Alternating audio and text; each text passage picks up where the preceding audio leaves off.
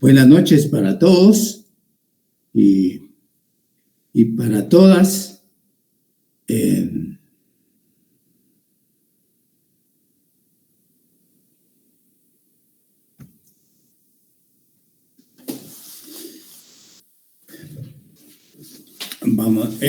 Continuamos entonces ya con nuestra clase, siguiendo el hilo de la clase del día viernes, en donde hablamos acerca de la Comunidad Internacional de Estados. Vimos que esta comunidad internacional estaba integrada de manera fundamental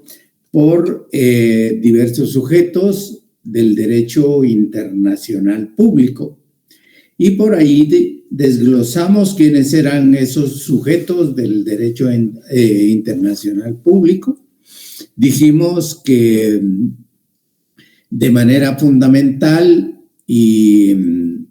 como protagonista principal de estos sujetos del Estado, tomando en cuenta una teoría, la teoría clásica que en ese momento hablaba con relación a los sujetos del derecho internacional, nos comentaba que el único sujeto del derecho internacional eran los estados.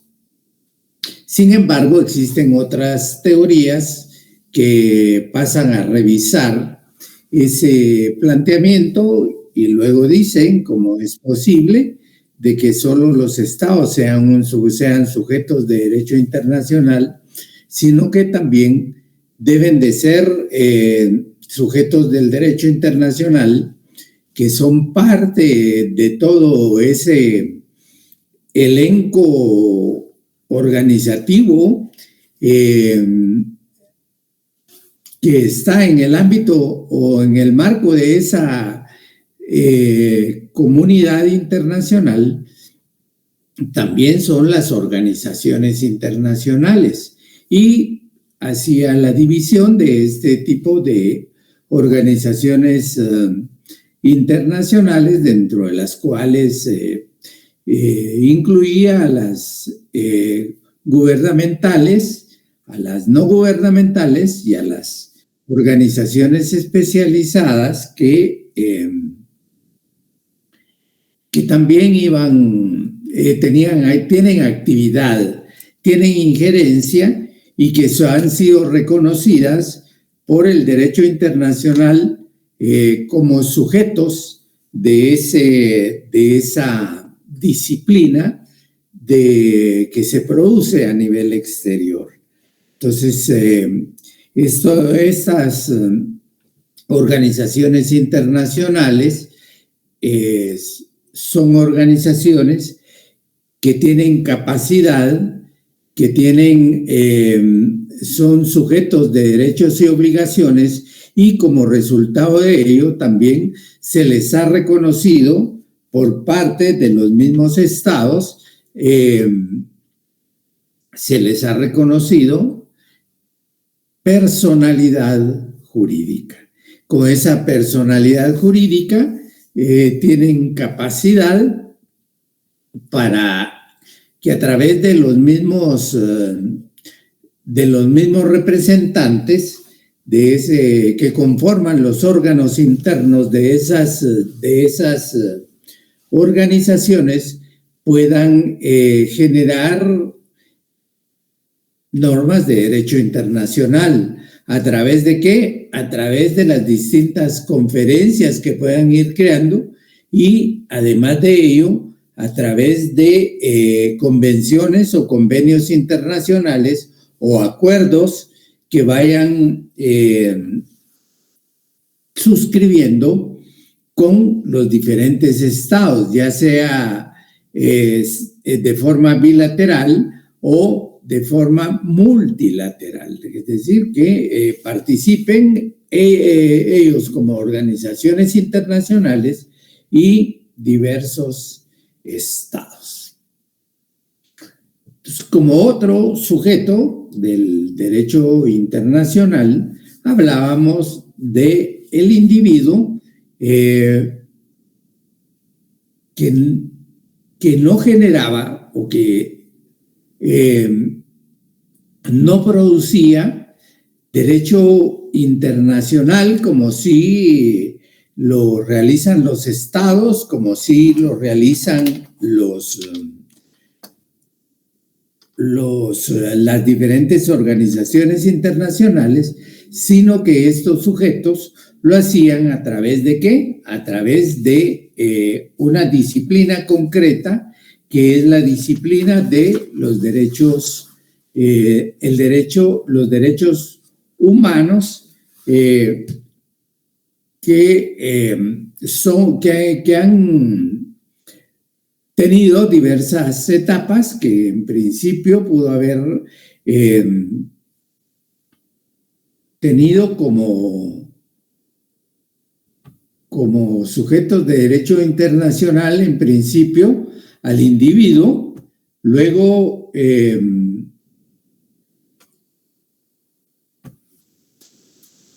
tenemos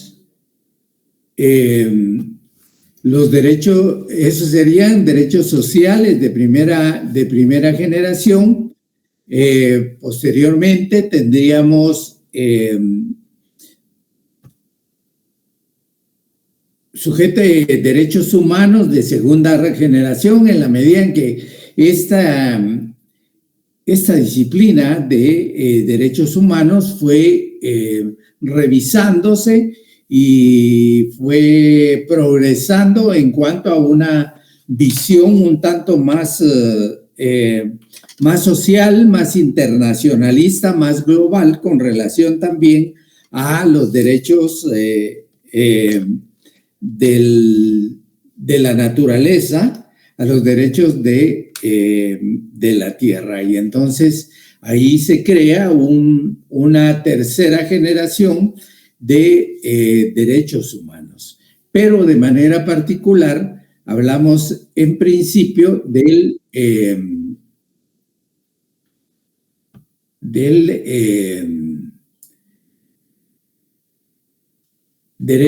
los derechos humanos a nivel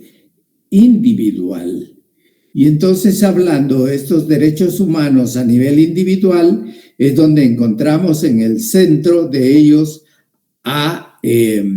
la persona humana, a este sujeto también capaz de derechos y de obligaciones, pero también de responsabilidades, y que en el ámbito internacional también responde por sus acciones. Hablábamos el día viernes por la noche de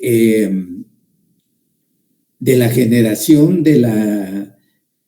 de los conflictos internacionales, de las conflagraciones mundiales, como fueron la Primera y la Segunda Guerra Mundial, y que en la Segunda Guerra Mundial, a nivel de las organizaciones de la comunidad internacional, también para hacer justicia se crearon tribunales especiales para juzgar por crímenes de guerra a todos aquellos individuos, a todas aquellas personas que de una u otra forma actuaron en contra de la vida de las personas y de la vida de la colectividad. Entonces, tenemos esa parte ahí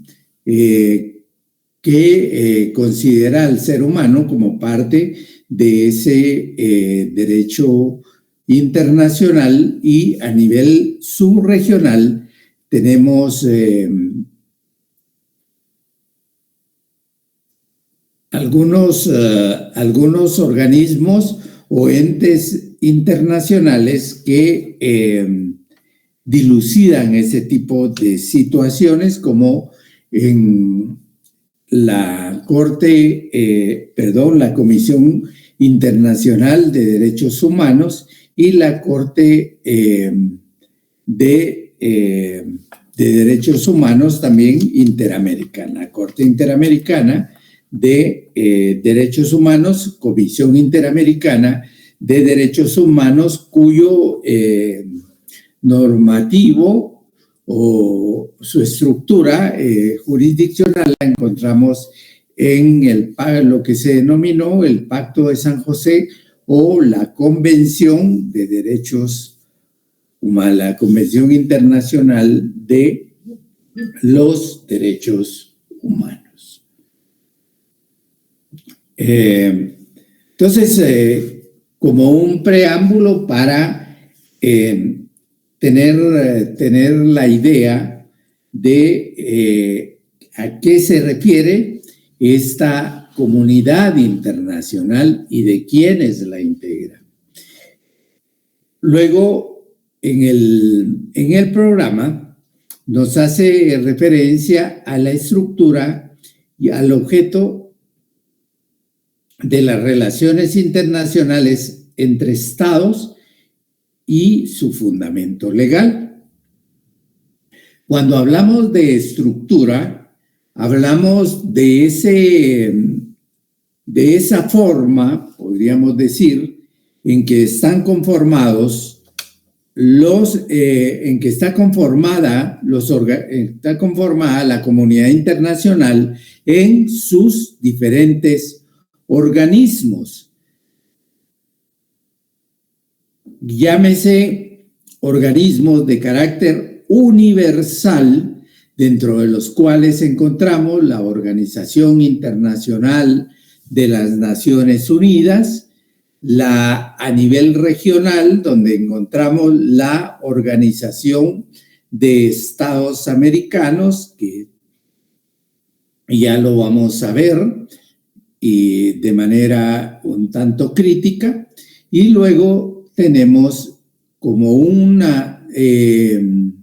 forma subregional a lo que es el sistema de integración centroamericana, que se denomina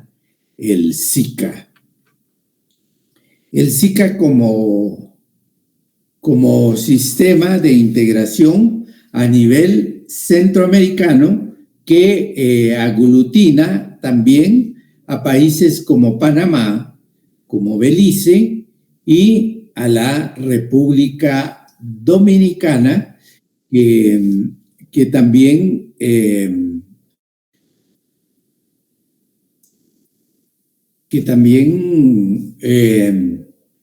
es parte de este sistema de integración, en donde también algunos forman parte, tienen diputados a ese Parlamento centroamericano como un órgano importante de este sistema de integración, y que se eligen, por lo menos a nivel de Guatemala, cada 4 años, conjuntamente con los diputados al Congreso Nacional o al Congreso de la República.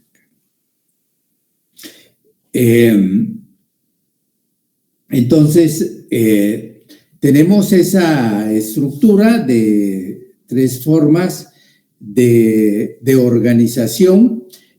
pero la principal, que es la que aglutina a 193 países, es la que se refiere a la Organización de las Naciones Unidas. Les voy a pedir un momentito. Voy a ir a traer un poco, porque me estoy prácticamente ahogando. Permítame un instante.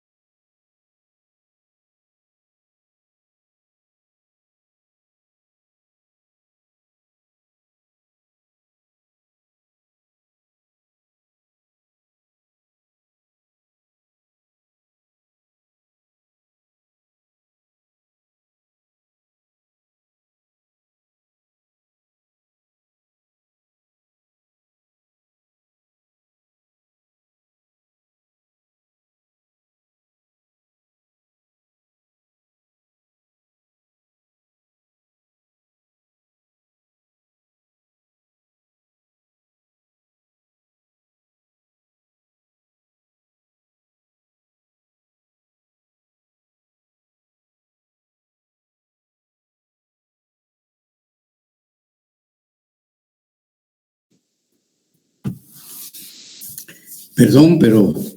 ya nos estábamos casi ahogando, afectaba la garganta. Dale, Lick. Entonces aquí ya estamos, ya tomamos un poco de agua y esperamos tomar aire. Les decía entonces que dentro de esta estructura universal se encuentra la Organización de Estados, la Organización de Naciones Unidas, cuya estructura organizativa la vamos a encontrar en la Carta de las Naciones Unidas o la Carta de San Francisco, que es la que dio origen a la conformación nuevamente de una amplia participación de los estados con fines y principios concretos. Esta Carta de Naciones Unidas o la Carta de San Francisco de 1945 es la que sustituye en alguna medida a la organización, a la Sociedad de Naciones, que es la que se funda al final de la Primera Guerra Mundial con el Tratado de Versalles. Se trata de levantar un tanto a esta organización, sin embargo, por decisión de los mismos estados, se disuelve y se da paso a esta otra organización a nivel internacional que supuestamente tiene principios muy importantes, como es el principio de la autodeterminación de los pueblos, uno de los principios más importantes que conlleva también el principio de la no injerencia y el principio de soberanía de los estados en cuanto a hacer lo que a los mismos estados les interese sin la intervención o la injerencia de países o de organismos de carácter extranjero, sin que aparezcan ningunos grandotes diciendo qué es lo que tienen que hacer. Entonces, dentro de esa organización internacional que conocemos como ONU o que conocemos como Naciones Unidas, hay una conformación, hay una estructura organizativa dentro de la cual existen órganos importantes y de incidencia hacia el exterior y hacia decisiones y resoluciones que puedan tener un impacto en el mundo exterior, un impacto dentro de los diversos estados y fundamentalmente un impacto que afecte a los países que en un momento dado se ven en problemas y que sean llevados a esta organización internacional. Entonces, como resultado de ello, tenemos que esta Organización de Naciones Unidas, eso lo vamos a ver también en en la segunda unidad, en el punto 4, la vamos a ver de manera profunda, de forma más detenida, un tanto más crítica también en cuanto a su actuación,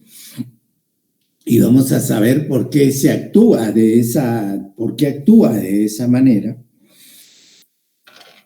esta organización. Entonces, este organismo internacional consta, en primer lugar, de una asamblea general, y esa asamblea general en la actualidad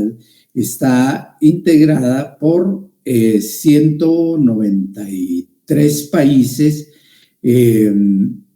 del que conforman o el globo terráqueo,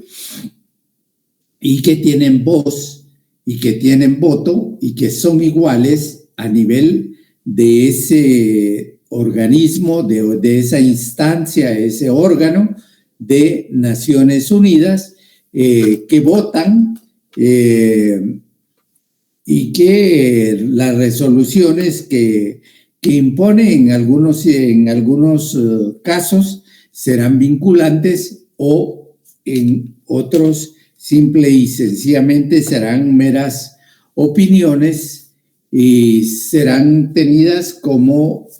una sugerencia que puedan plantear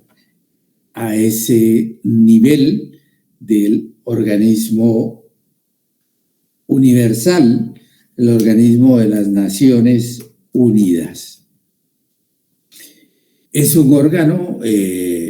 importante, es un órgano principal, es un órgano de toma de decisiones, es un órgano electivo también, porque pasa por las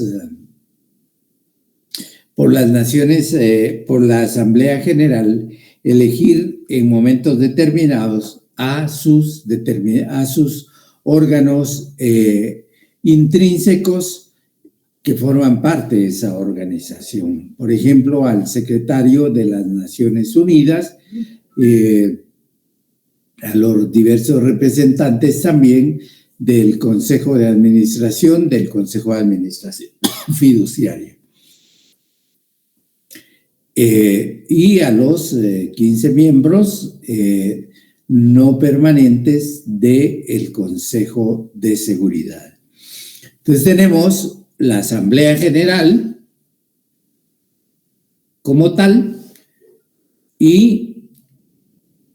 luego tenemos como un órgano principal e importante de esta Organización de Naciones Unidas a el Consejo de Seguridad.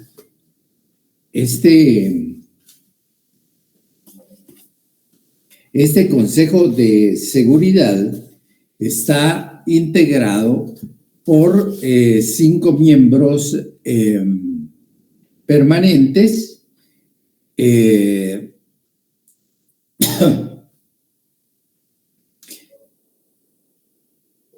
y 15 miembros no permanentes. Estos 5 miembros permanentes tienen el privilegio del derecho de veto y de estar en todas las resoluciones que se tomen y decir en un momento determinado: estas pasan o estas no pasan, y entonces hablamos de que simple y sencillamente las desechan. Tenemos en el capítulo 5 de la Carta de las Naciones Unidas, el Consejo de Seguridad dice su composición, artículo 23. El Consejo de Seguridad se compondrá de 15 miembros de las Naciones Unidas. La Asamblea General elegirá otros 10 miembros de las Naciones Unidas que serán miembros no permanentes del Consejo de Seguridad. Y Los miembros no permanentes del Consejo de Seguridad serán elegidos por un periodo de 2 años. En este Consejo de Seguridad, el Consejo de Seguridad tiene como fin primordial el de mantener la paz y la seguridad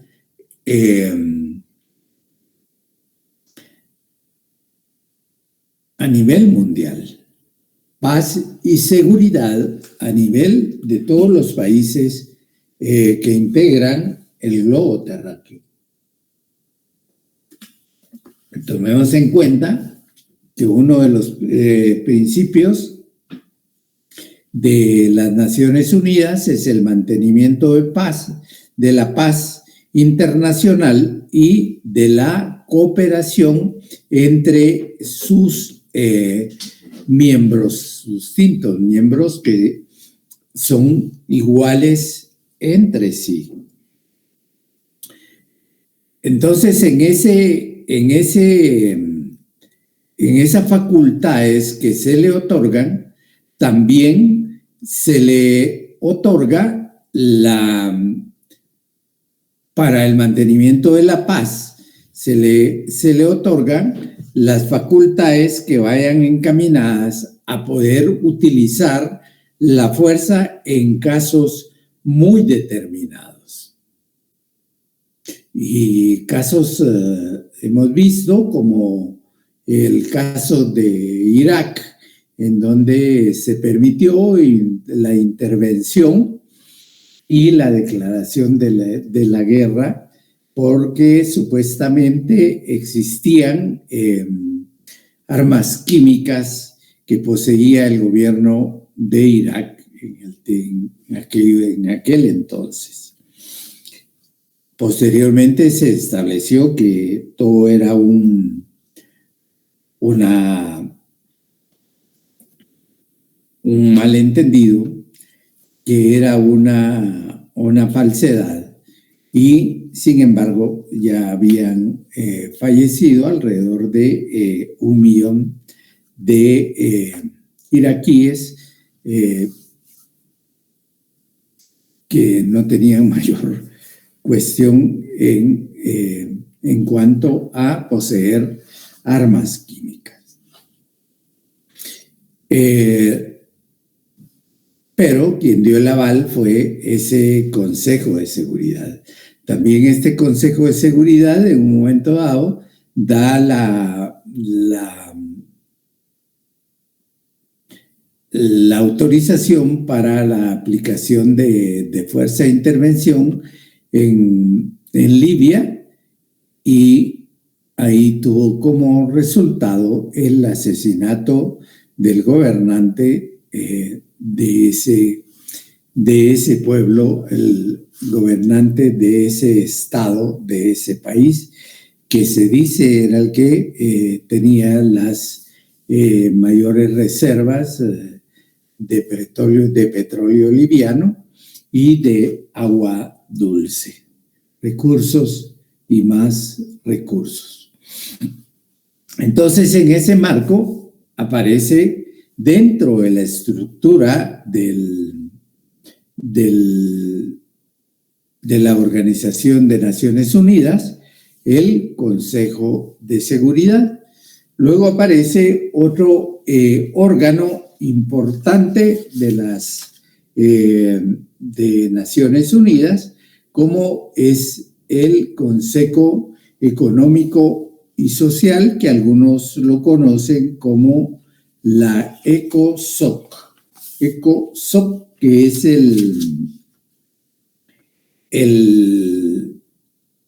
por sus siglas, el Consejo Económico y Social, que es el que se encarga de velar por el desarrollo de políticas que vayan encaminadas también a la búsqueda de el mejoramiento de las condiciones de vida de las diferentes poblaciones a nivel mundial, fundamentalmente en aquellos países que son mayormente vulnerables, ya sea por cuestiones climáticas, ya sea por cuestiones de conflictos a nivel interno, que sea necesaria la intervención de ese órgano de Naciones Unidas a través de sus diferentes organismos intergubernamentales o organismos especializados o de organismos no gubernamentales. Encontramos ahí entonces ese Consejo Económico Social que se integra por 54 miembros de las Naciones Unidas. Por eso les decía de lo electivo, del principio electivo de esta o de la función electiva de la Asamblea General, porque es la que elige también a estos miembros del Consejo Económico y Social, que puede hacer estudios e informes con respecto a asuntos de carácter internacional, de carácter económico, social, cultural, educativo, sanitario y otros asuntos conexos. Hace recomendaciones sobre esos asuntos a la Asamblea General, a los miembros de Naciones Unidas y a los organismos especializados. Podrá convocar, conforme a las reglas que prescriba la organización, conferencias internacionales sobre asuntos de su competencia. Cuando hablamos de la posibilidad de convocar a conferencias es porque se visualiza la posibilidad de estudio de alguna convención de carácter internacional que vaya encaminada a estructurar una herramienta jurídica internacional de aplicación vinculante para todos aquellos estados que aprueben ese tipo de convenciones. Pero ante ello se inicia todo un proceso de estudio, un proceso de análisis, un proceso de negociación y por último un proceso de participación directa de los diferentes representantes de los estados para aprobar o improbar o no participar sencillamente dentro de ese tipo de conferencias o de convenciones que se pretendan crear. Luego tenemos también lo que se denomina como otro órgano de estas Naciones Unidas, el Consejo de Administración Fiduciaria.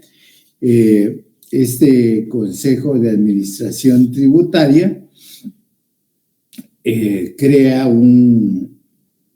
una especie de control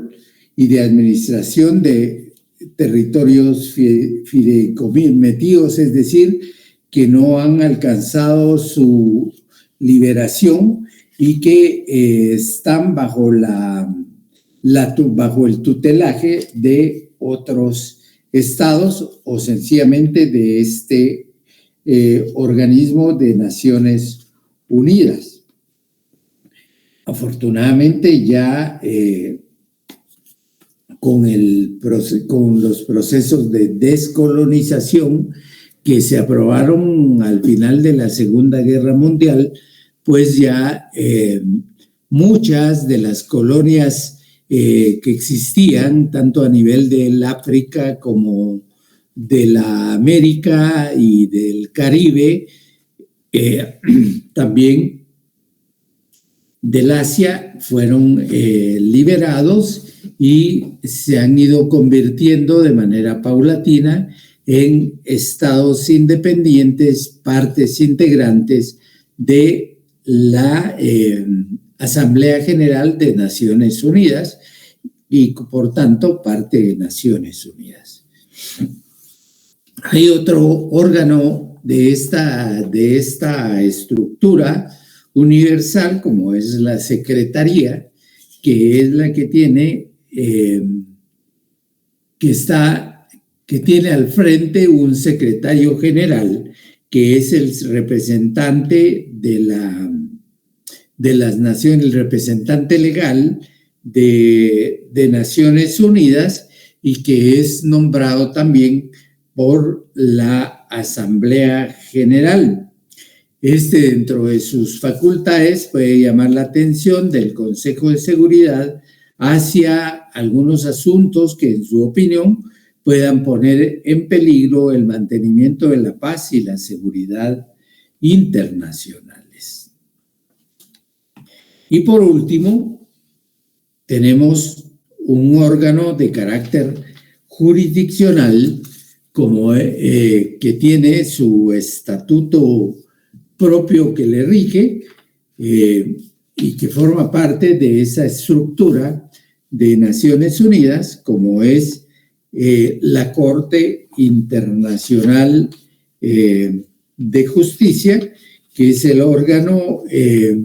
jurídico, es el órgano, en la instancia internacional de Naciones Unidas. Tiene su sede en Países Bajos, en La Haya, y puede reunirse como tal en cualquier otra sede que así considere conveniente. Y el presidente, eso sí, el presidente y el secretario de esta unidad o de ese órgano internacional deberán residir en la sede de la Corte. La vamos a analizar en su momento. Vamos a ver la competencia de esa Corte, que determina que solo los estados pueden ser parte en casos ante la Corte Internacional de Justicia. Tiene artículos importantes que la rigen y que la vamos a analizar cuando veamos la Organización de Naciones Unidas. Pero de esa forma es como analizamos ya la primera estructura, que es la del organismo internacional o universal de Naciones Unidas. Existen otro tipo también de organismos a nivel internacional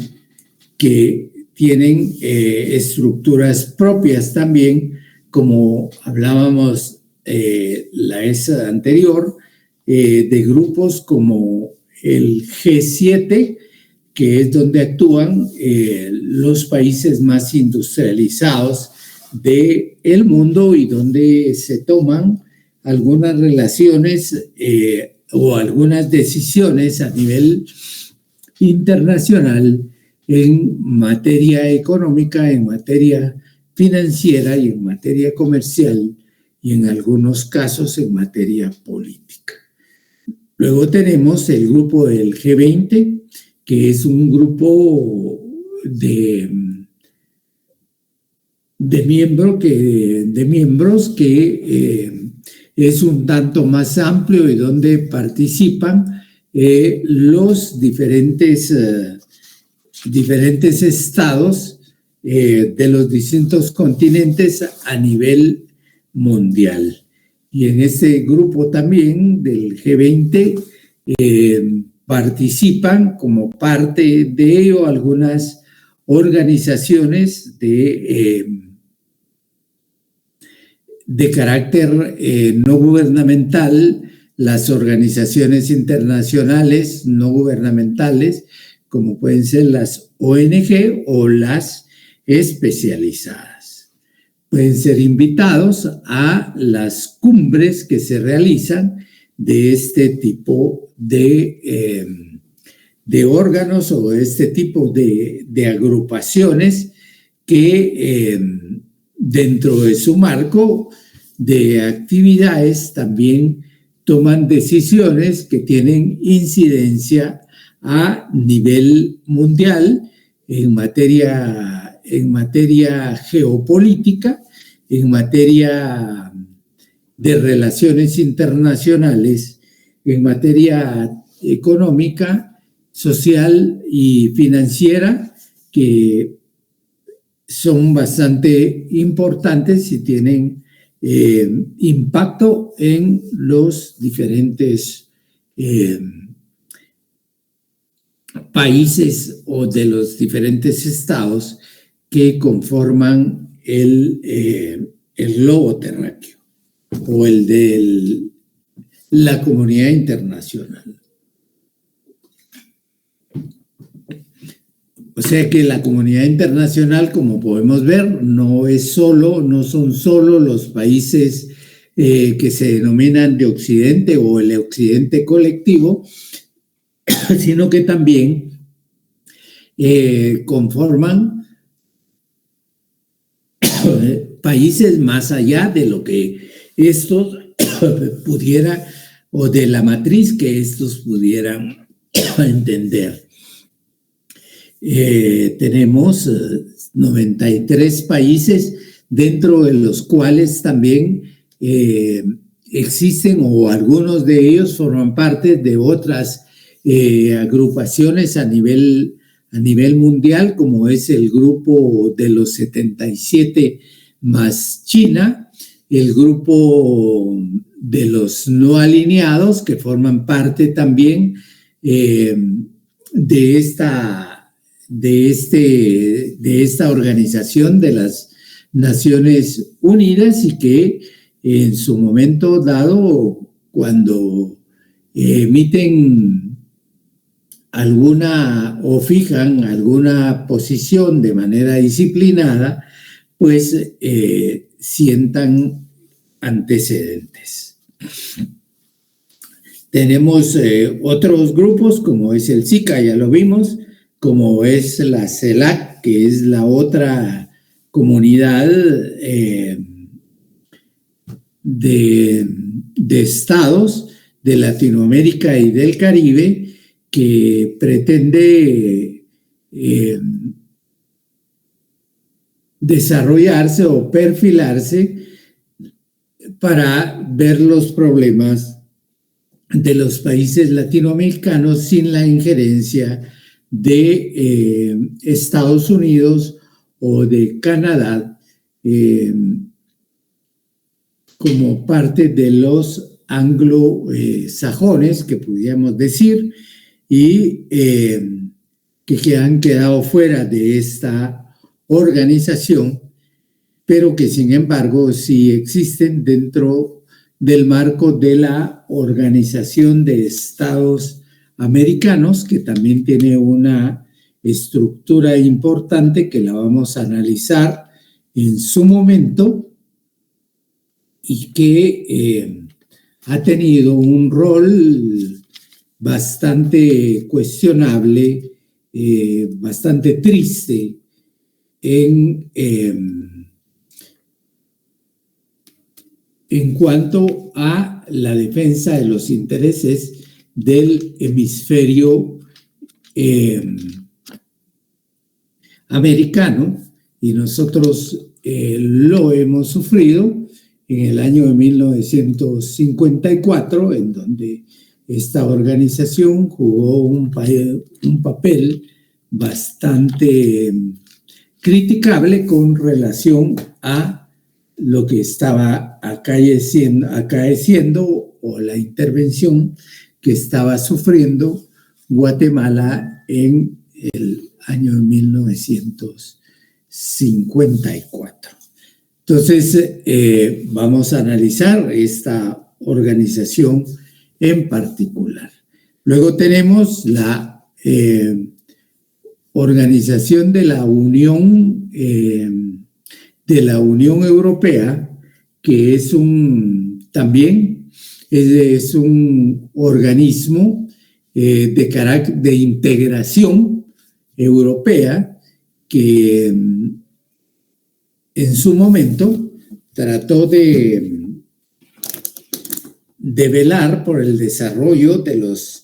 las poblaciones de los diferentes países que integraron esta Unión Europea, que iniciaron con 6, luego fueron 10, y en la actualidad son 27 estados que conforman esta organización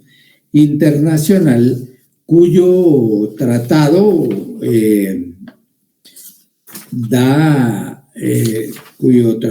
internacional se denomina el Tratado de Maastricht, que es el que crea esta organización internacional de la Unión Europea y que crea los diferentes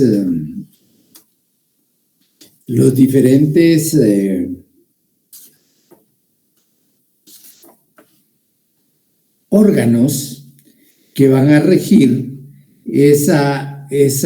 organización, y que como parte del objetivo de integración, pues básicamente se produce liberación de aranceles, la permisibilidad para la participación de las personas en el desplazamiento por los diferentes estados sin la exigencia de una visa para que pudieran desplazarse y obtener empleos en los otros países que conforman esta unidad. Y así vemos cómo se estructura una presidencia de la Unión Europea, un Parlamento Europeo, una especie de Ministerio de Relaciones Exteriores a nivel euro, que represente a la comunidad, a la Unión de Europa. Entonces, también encontramos ahí una estructura que le da vida a esta organización de carácter internacional. Vemos también que dentro de ese marco organizativo, estructural de las naciones, de los diferentes organismos que rigen el quehacer de los estados, en los mismos se producen determinadas cumbres en las cuales se toman decisiones importantes, las cumbres de presidentes, las cumbres de ministros de Relaciones Exteriores, en donde se tratan diversos temas que puedan afectar al hemisferio, que puedan afectar a la comunidad, o que puedan afectar la integración o el sistema de integración, como en el caso del SICA, que encontramos las cumbres de presidentes, que son los que toman decisiones importantes con relación a esta estructura organizativa a nivel centroamericano y que dentro de una de sus cumbres importantes encontramos la de Esquipula, las cumbres de Esquipulas, que son las que dan pie y fundación a lo que es este sistema de integración centroamericana. Nos vamos a quedar ahí. Ya es hora que ustedes alisten sus implementos, que guarden sus apuntes, porque los deja el bus. Gracias, Lic. El día viernes. Feliz noche, Lic. Feliz noche. Gracias, Lic. Igualmente. Lic René. Una noche especial. Adiós, cuídense mucho. Gracias, Lic. Endel.